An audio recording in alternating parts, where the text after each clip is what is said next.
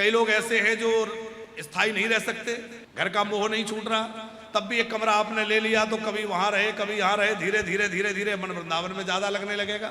साल भर में अभी 1 महीना रहे, फिर साल में कभी 2 महीना रहने लगे, फिर 6 महीना रहने लगे, धीरे धीरे यही ज्यादा समय बीतेगा। ऐसा भी कर सकते हैं। या आपका एक कमरा बना है तो वो कमरा बार बार आपको खींचता रहेगा कि चलो वृंदावन चलो वृंदावन। वो कमरे के बहाने ही शर्मा जी लोग आते रहेंगे कि नहीं।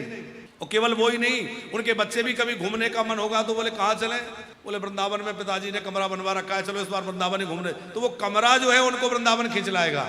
उस पे आपके पिताजी का नाम, माताजी का, तो पूर्वजों को भी जोड़ दिया।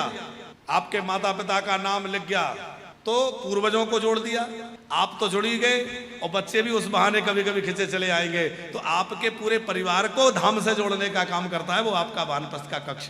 वानप्रस्थ की जो सेवा है आप सबके सहयोग से ही चलती है।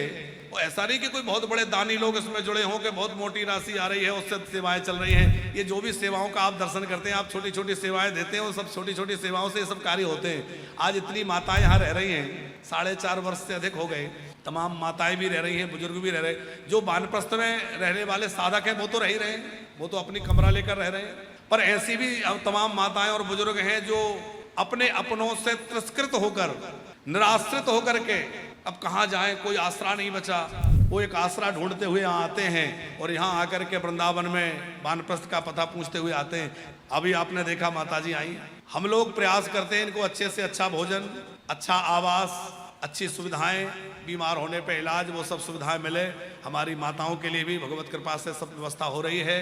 आप चाहें कि एक माँ की, हम भी दत्तक पुत्र बन के एक माँ को सेवा लें, जैसे हमारी श्रीमती रीटा राजपूत जी यहाँ बैठी हैं जो बीच बीच में कुछ बोलती हैं, क्या बोलती हैं भगवान जाने। तो ये जरूर निवेदन है कि बोला ना करें बीच में। इन्होंने 2 माताओं की सेवा ली है, तीन माताओं की, देखो 3 माताओं की सेवा ली है, 2 का हमें पता है, एक और ली होगी बाद में।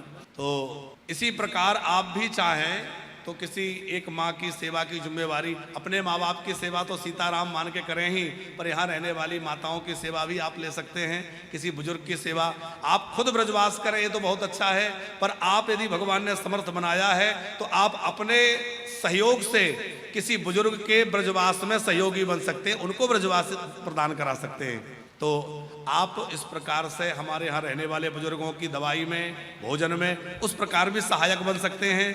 या जो अन्न क्षेत्र लगातार चल रहा है, कोई भी तीर्थयात्री आ जाए, दर्शनार्थी आ जाए, साधु संतों के लिए, सबके लिए भगवत प्रसादी यहाँ रहती है। उस भगवत प्रसादी अन्न क्षेत्र में भी आपकी सेवा लगती रहती है और आप सबके सहयोग से वो चलता है, तो आप उसमें भी सहभागी बन सकते हैं।